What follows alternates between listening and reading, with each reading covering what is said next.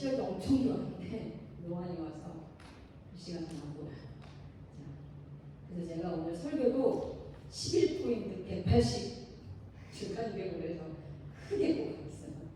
자, 함께 읽겠습니다. 시작. 여호와께서 모세에게 말씀하여 이르시되 이스라엘 자손에게 명령하여 돌이켜 바다와 믹돌 사이에 그알 도로 앞곳 바알스본 자직한 바닷가에 장막을 치게 하라. 바로가 이스라엘 자손에 대하여 말하기를 그들이 그 땅에서 멀리 떠나 광야에 갇힌 바 되었다 하니라.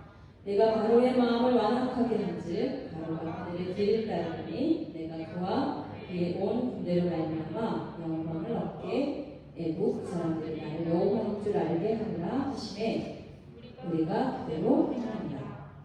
그 백성이 도망한 사실이 애국 왕에게 알려지매 바로와 그의 신하들이 그 백성에 대하여 마음이 변하여 이르되 우리가 어찌 이같이 하며 이스라엘을 우리를 섬김에서 놓아 운영한가 하고 바로가 곧 그의 병거를 갖추고 그의 백성을 데리고 갈세 선발된 병거 600대와 병거를 동원하니 지휘관들이 다 공격하라. 여호와께서 애굽 왕 바로의 마음을 완악하게 하셨으므로 이스라엘 자손의 길을 따르니 이스라엘 자손이 함께 나갔습니다. 애굽 사람들과 바로의 말들, 병거들과 그 바병과 그 군대가 그들의 길을 따라 바알스본 맞은편 미아리옷 곁 해변 그들이 장막친 데에 미치니라.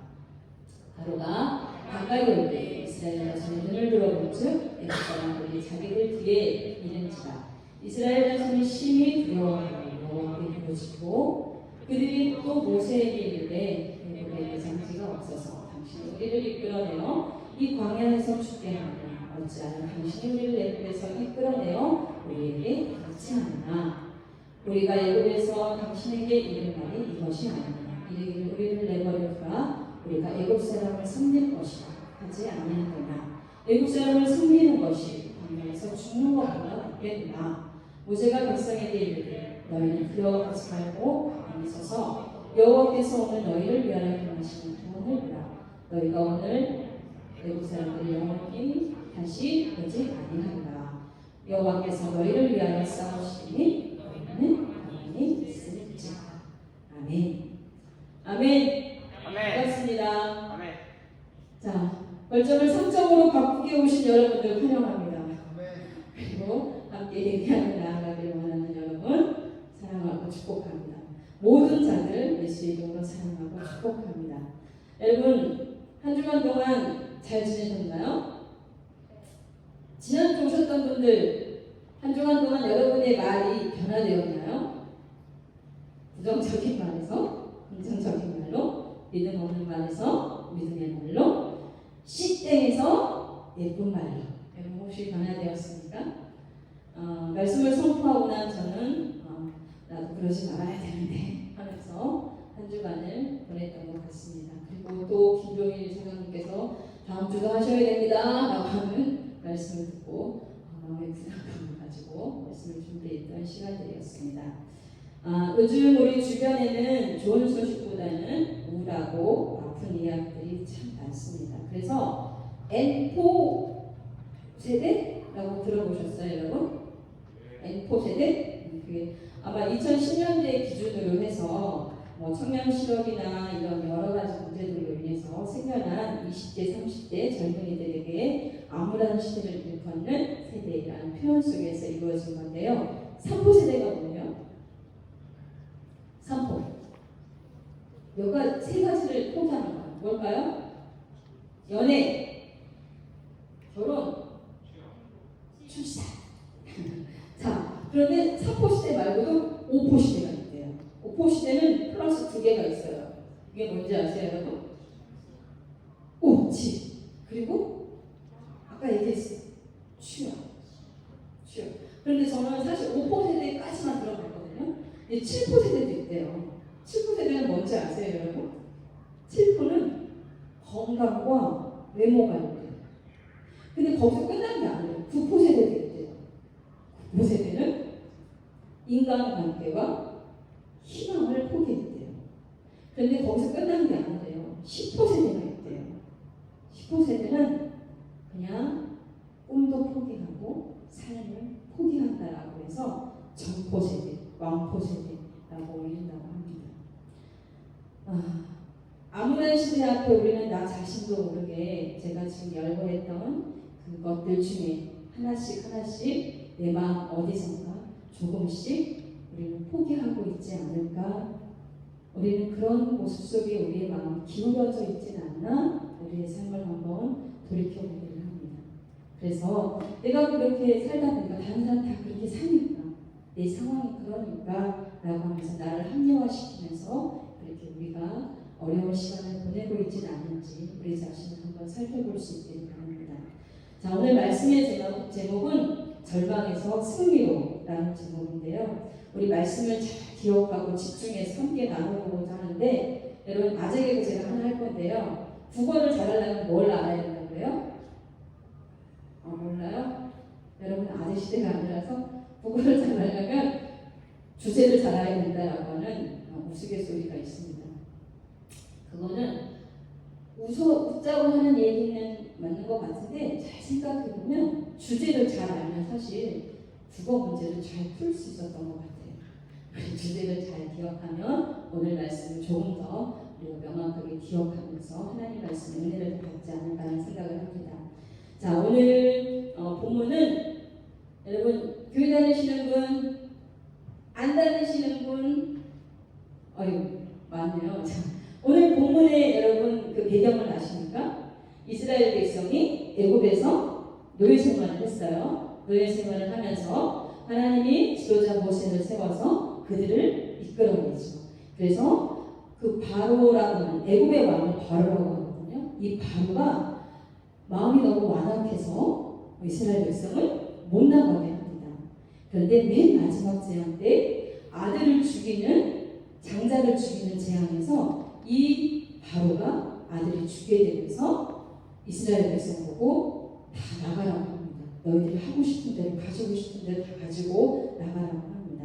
자, 그런데 그때 오늘 보면은 그렇게 나가라고 해놓고는 이 이스라엘 백성을 다시 이 바로가 장자가 죽은 그 슬픔을 조금 추스리고 나서 마음이 조금 회복이 되니까 또 그 애굽에 있는 신하들이 이제는 값싼 노동력으로 많은 노동력을 취했는데 그걸 못하니까 이거 화가 나가지고 이스라엘 백성을 다시 찾으라고 죽여야 된다고 하면서 이스라엘 백성을 추격하는 장면이 바로 오늘 본문의 말씀입니다. 그런데 하나님께서 그때 이스라엘 백성의 경무를 어떻게 하시냐면 틀어버리세요. 그러면서 너희는 윗돌과 그 사이에 장막을 쳐라고 하나님께서 말씀을 하십니다. 그런데 그 장막을 쳤던 곳은 애굽의 요새로 썼던 지역이에요. 그래서 이 애굽 왕이나 바로나 신하들이 너희들 이제 도관에 든 쥐다라고 하면서 생각을 하면서 이스라엘 백성이 꼼짝없을 것을 생각하에 추격을 해왔던 거죠. 그런데 그건 하나님의 계획이었습니다. 하나님이 때때로 우리를 너무 사랑하셔서 우리를 벼랑 끝에 몰아넣으실 때도 있습니다. 그런데 그건 하나님의 계획이었고 거기에서 우리 보고 죽으라고 하는 게 아니라 우리를 살리고자 하시는 하나님의 위대하신 뜻이 있음을 우리는 믿음으로 고백하고 기억해야 할 것입니다. 자, 첫 번째 절망을 승리로 바꾸려면 첫 번째 환경에 굴복하지 않고 절망을 승리로 바꿀 수가 있습니다. 환경에 굴하지 않는 거예요. 자, 본문 출애굽기 14장 10절의 말씀을 보면 바로가 가까이 올 때에 이스라엘 자손이 눈을 들어 본즉 애굽 사람들이 자기 뒤에 미칠지라 이스라엘 자손이 심히 두려워하여 여호와께 부르짖고라고 말씀하고 있습니다. 사방이 가로막혔던 적이 여러 번 있습니까? 지금 이스라엘 백성은 그렇게 느끼고 있습니다. 왜냐하면 윗돌과 홍해바다 사이는 깊은 계곡 속에 갇혔기 때문이에요. 그리고 그 앞에는 홍해바다가 있어요. 그리고 그 뒤에는 특별 병거인 600승의 그 병거들이 지금 이스라엘 백성을 뒤쫓고 있습니다. 꼼짝없이 갇혀있는 모습이죠. 그때 여호와께 부르짖었다라고 기록하고 있습니다. 하지만 이들이 두려움 속에 절망한 것은 환경 때문이 아닙니다. 이들은 환경을 뛰어넘어서 역사하신 하나님을 바라보지 못했기 때문이에요. 쉽게 생각하면 바로의 추격으로 인해서 절망하고 있다고 생각하겠지만 그들은 바로에게서 이곳까지 인도하신 하나님을 바라보지 못하고 있기 때문입니다. 그러나 아무리 바로가 특별 병거 600승을 비롯해 모든 세상의 병거들을 다 동원한다 할지라도 하나님이 함께 하시는 우리를 어찌할 수는 없습니다. 성경은 이곳에서 바로의 군대는 쓰러지고 하나님은 그 병거와 마병을 인하여 영광을 얻을 것이라고 말씀하고 있습니다. 그러기에 우리는 절망적인 상황이 벌어졌을 때 두려워하거나 환경에 굴복하지 않고 오직 신실하신 하나님 앞에 나아가야 합니다. 그럴 때 환경은 바뀌기 시작합니다. 제가 작년 11월에 코로나가 터졌습니다. 제가 그때 11월달만 해도 코로나를 걸렸다고 하면 완전 죄인이었어요. 죄인. 그래가지고 제가 걸려서 저희 생활관의 근로자들도 다 독방에 갇히고 다 코로나 검사 한 번씩 하고 이런 상황이었어요. 저뿐만이 아니라 저희 아이들 학원이 한 3군데 되거든요. 큰아이, 작은아이, 그러니까 6군데가 되는 거죠. 근데 거기에서 다 죄인이 되는 거예요. 그래서 상황이 굉장히 머릿속에 복잡해지는 거예요. 내가 이것들을 어떻게 뚫고 나가야 돼. 마음은 복잡해지고 나는 갇힌 것 같고 아무것도 할 수 없는 상황이었어요. 그런데 내가 이 상황 앞에 문제 앞에 문제를 볼 것이 아니라 나를 도우시는 하나님을 의지해야지 하는 생각에 정신을 차렸습니다. 그리고 저희는 어디에 갔냐면 우리 가족 모두 다 4식구가 앰뷸런스를 타고 청소년 수련원에 가게 되었어요. 거기 가서 6박 7일인가 있는 시간 동안 누워서 있으면 예배를 드렸어요. 매일 예배 드리고 1시간 이상씩 기도하고 그러면서 하나님께서 해주시는데 우리로 인해서 다른 사람, 전염된 사람이 한 사람도 없었습니다. 물론 그 시간들을 지나가기까지 너무나 힘들고 어려운 시간이었지만 6박 7일 그곳에서 있는 시간 내내 정말 마음 편하게 쉴 수 있는 적이 별로 없었던 것 같아요. 그런데 그렇게 기도하며 환경에 내가 굴하지 않고 내가 그 속에서 하나님의 신실하신 하나님을 믿고 신뢰하고 나아갔을 때 그 시간들을 잘 통과하고 이길 수가 있었습니다. 자, 2번째는 절망을 승리로 바꾸려면 부정적인 말을 내뱉게 하는 죄의 노예 근성을 버려야 합니다. 출애굽기 14장 12절에 우리가 애굽에서 당신에게 이른 말이 이것이 아니냐 이르기를 우리를 내버려 두라 우리가 애굽 사람을 섬길 것이라 하지 아니하더냐 애굽 사람을 섬기는 것이 광야에서 죽는 것보다 낫겠노라 라고 하는 말씀을 했어요. 이게 뭐냐면 이스라엘 백성들이 애굽에서 노예였잖아요. 그런데 지금 이스라엘 백성을 끌고 나온 사람이 누구예요? 모세하고 아론이에요. 왜 데리고 나왔냐 이거예요. 그냥 노예 생활하면서 우리는 거기서 그냥 편안하게 살 수 있는데 왜 굳이 우리를 끌고 나와서 이렇게 동안에 든 쥐를 만들고 우리 이렇게 죽음으로밖에 내몰지 않느냐라고 하면서 불평하고 원망을 하는 겁니다. 우리가 잘 알고 있는 것처럼 내국에서 가나안까지는 그렇게 먼 길이 아닙니다. 사실 14일이면 갈 수 있는 길이었어요. 그런데 하나님께서는 왜 그들을 14일 길로 인도하지 않으셨을까요? 그것은 하나님이 이스라엘 백성의 뿌리 깊었던 그 죄의 노예 근성을 아셨기 때문입니다. 이스라엘 백성은 언제든 돌아갈 준비가 되어 있었습니다. 하나님의 은혜로 출애굽을 했지만 그들에게는 여전히 그들의 근본적인 변화가 없었던 거예요. 여러분은 어떻습니까? 일이 잘 될 때는 하나님을 잘 따르지만 일이 어려워질 때는 불평하지 않습니까? 삶이 막막한 벽에 부딪힐 때 하나님을 원망하고 여러분 돌아서지는 않습니까?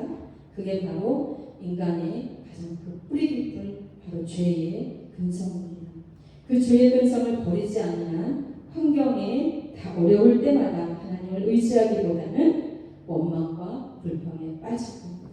낙심과 두려움에 빠져서 비전을 망각하게 될 겁니다. 그렇게 절망을 승리로 바꾸고 싶다면 뿌리 깊은 죄의 노예 근성을 십자가에 못 박아야 합니다. 제가 어렸을 때 저희 담임 목사님이 에이 살겠네 라는 말씀을 잘하셨어요. 그런데 여러분 어때요? 그냥 평상시 하는 말에 에이 죽겠네 라는 말을 하죠. 인생 뭐 있어? 라는 말을 많이 해요. 여러분 제가 지난주에도 말씀을 전했지만 우리의 말이 바뀌어야 합니다. 에이 죽겠냐가 아니고 에이 살겠네. 아멘. 여러분 에가서에서 말씀하시죠. 나 여호와가 말한다. 너희를 향한 나의 생각은 내가 아나니 재앙이 아니라 곧 평안이요 너희의 장래인 소망을 주라는 생각이라고 말했습니다. 하나님은 우리에게 좋은 것 주시는 분이십니다. 하나님은 우리를 죽이려고 하시는 분이 아니고 우리에게 소망을 주시고 생명을 주시고 우리를 살게 하시는 분이 바로 우리 하나님이십니다. 그 하나님을 말씀으로 선포하며 믿고 나아갈 수 있기를 바랍니다. 아멘. 자, 세 번째는 절망을 승리로 바꾸려면 신실하신 하나님이 우리를 위해 싸워주신다는 것을 믿어야 합니다. 출애굽기 14장 14절에 여호와께서 너희를 위하여 싸우시니 너희는 가만히 있을지어다 라고 말씀합니다. 절망적인 환경에서 가장 중요한 것은 하나님을 신뢰하는 겁니다. 하나님이 도와주신다. 하나님이 싸워주신다. 하나님이 내 곁에 계신다. 하나님이 나와 함께 하신다. 임마누엘의 하나님은 너의 하나님이기 전에 나의 하나님입니다. 나의 하나님이 나와 함께 하시고 그 하나님은 살아계신다 라는 말씀을 여러분 기억해야 합니다. 그리고 그 말씀을 믿고 나아가야 합니다. 여기에서 하나님께서 오늘 14절의 말씀에 너희는 가만히 있을지니라 라고 하는 말씀은 너희는 가만히 있을지니라 라고 하는 말씀은 그냥 가만히 멍 때리고 앉아서 멍하니 이렇게 있는 게 가만히 있는 게 아니고 하나님의 말씀을 믿고 의지하면서 그 하나님의 일들을 기대하면서 내 생각이나 내 노력이 아닌 하나님을 의지하면서 있으라는 말씀입니다. 이스라엘 백성을 구름 기둥 불기둥으로 인도하셨습니다. 그 하나님의 돌보심을 바라보라라고 하는 말씀입니다. 이와 같이 전능하신 하나님이 그분이 바로 우리의 하나님, 나의 하나님. 여러분의 이름을 넣어서 해볼까요? 은정의 하나님. 여러분의 하나님이십니다. 그러기에 우리에게 주신 꿈, 비전을 가지고 살다 보면 내가 목표를 가지고 어떤 꿈을 향해서 달려가다 보면 분명히 어려운 일이 우리에게 부딪힙니다. 하나님이 이스라엘 백성을 일부러 그들의 일정의 방향을 돌이켜서 믹돌 사이에 그들을 장막을 치게 하셨어요. 일부러 하나님이 그렇게 하셨다는 거예요. 일부러 하나님은 우리에게 죽이려고 하는 게 아니고 우리를 살리시려고 때때로 우리에게 어려움을 주시는 경우가 있다는 겁니다. 여러분 그때 우리는 흔들리지 않고 하나님의 말씀을 붙들고 나아갈 수 있기를 소망합니다. 원망과 불평을 쏟아내지 않고 하나님 힘들어요. 죽을 것 같아요. 그건 해도 돼. 그런데 거기에서 못할 것 같아요. 안 되겠어요. 이런 말들보다 하나님의 말씀을 여러분 읊조리면서 나아갈 수 있기를 바랍니다. 여러분 하나님의 말씀을 내가 힘들고 어려울 때마다 그 말씀을 더 의지하세요. 그리고 자꾸만 묵상하세요. 하나님은 나에게 좋은 것 주시는 분이에요. 하나님은 살아계신 분이에요. 하나님은 나에게 평안이고 장래인 소망을 주는 분이야. 그분이 바로 나의 하나님이야. 아브라함의 하나님, 이삭의 하나님, 야곱의 하나님, 그 하나님은 바로 나의 하나님이야 라고 하면서 여러분 자신에게 그 말씀을 자꾸만 선포하세요. 그 말씀이 여러분에게 각인이 될 수 있게 그 말씀을 선포하며 나아가세요. 그 고백을 하나님이 들으실 것이고 그래서 그 고백 속에 여러분 환경이 바뀌고 우리의 말이 바뀌고 우리의 절망이 승리로 바꿔지는 신실하신 하나님이 우리와 반드시 싸워서 우리를 승리하게 하실 것입니다. 절망을 승리로 이끄는 세 가지를 우리 기억해 볼까요? 첫 번째, 환경에 굴복하지 마라. 두 번째, 믿음의 말을 선포해라. 부정적인 말 하지 마라. 세 번째, 우리를 싸워주시는 신실하신 하나님을 믿어라. 아멘. 아멘. 기억하셨습니까? 여러분 잠자기 전에 한번 기억해 보세요. 오늘 말씀이 한번 생각해 볼까? 환경에 굴복하지 말라고 했어. 부정적인 말 하지 말래. 그리고 하나님은 나를 사랑하시는 분이고 나를 살리시는 분이고 그 하나님을 믿어볼래 라고 하면서 여러분에게 고백해 보시기 바랍니다. 하나님 앞에 사람들은 상황이 좋지 않으면 쉽게 좌절합니다. 그래서 불평하고 원망합니다. 중국의 허드슨 테일러 선교사님 이런 고백을 했다고 해요. 하나님을 위한 일을 시도하다가 우리의 능력이 한계에 이르게 되는 일 종종 있지만 하나님의 능력은 한계에 도달하는 일이 없다고 합니다. 그가 그렇게 고백했다고 합니다. 하나님의 능력은 한계가 없습니다. 그래서 전능하신 하나님, 무소부재하신 하나님, 어느 곳에 계신 하나님, 늘 우리의 힘이 되신 하나님, 살아계신 하나님이십니다. 여러분 상황이 혹시 절망 가운데 있습니까? 여러분 삶에 살아가는 순간순간 지금은 아니더라도 분명히 여러분은 젊음의 때이기 때문에 점점 살아가다 보면 어렵고 힘든 시간이 우리에게 올 겁니다. 그때 예수님을 믿지 않는 우리 관생 여러분들에게 오늘 말씀이 기억나기를 소망합니다. 기대해 봅니다. 그 하나님은 지금도 살아계시지만 이후에 내가 하나님이라고 기억했을 때 그때도 하나님은 살아서 여러분에게 반드시 역사해 주실 것입니다. 하나님은 살아계신 분, 그 하나님은 우리와 함께 하시는 분, 그 하나님을 기억하며 환경에 굴복하지 않고 우리의 부정적인 말을 믿음의 말을 선포하면서 그 신실하신 하나님을 의지하면서 여러분에게 절망의 시간이 올 때 승리로 이끌어갈 수 있는 믿음의 고백자들이 될 수 있기를, 승리자들이 될 수 있기를 예수의 이름으로 축복합니다. 아멘. 우리 아무것도 두려워 말라라는 찬양 혹시 아십니까? 우리 함께 찬양해 보겠습니다. 그리고 여러분 찬양하고 싶지 않으신 분들은 그냥 눈으로 가사를 읽어보세요. 정말 은혜가 되고 좋은 찬양입니다. 우리 함께 고백합니다.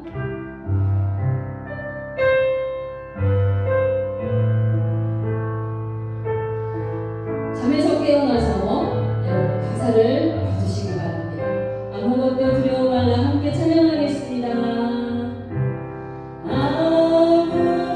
아무것도 두려워 말라 주 나의 하나님 지켜주시네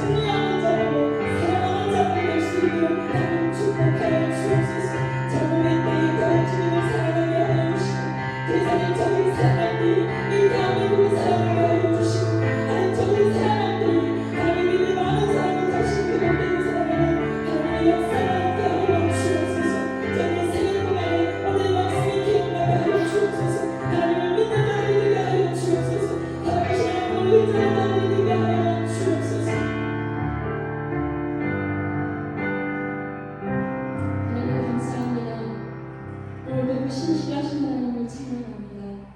힘들고 어려운 시간 우리에게 닥쳐올 때에 하나님을 더욱 믿고 의지하는 믿음의 자들 되게 하셔서 절망하는 자가 아니라 승리하는 자가 되게 하여 주옵소서. 환경에서 하나님 그 환경을에서 굴복하지 않게 하시고 부정의 말이 아니라 믿음의 말을 선포하게 하시고 신실하신 하나님을 믿고 의지하는 믿음의 사람들로 승리하게 하여 주옵소서. 오늘도 예배하게 됨을 감사드립니다. 요즘에 모든 영광 받으시기를 바랍니다. 이제는 예수 그리스도의 은혜와 하나님 아버지의 무한하신 사랑과 성령님의 임재하심이 오늘 이 자리에 함께 모든 자들을 위해 특별히 절망의 자리에서 승리하기를 원하고 결단을 나아가는 믿음의 자녀들을 위해 지금부터 영원까지 함께 하시기를 간절히 축원하옵나이다. 아멘.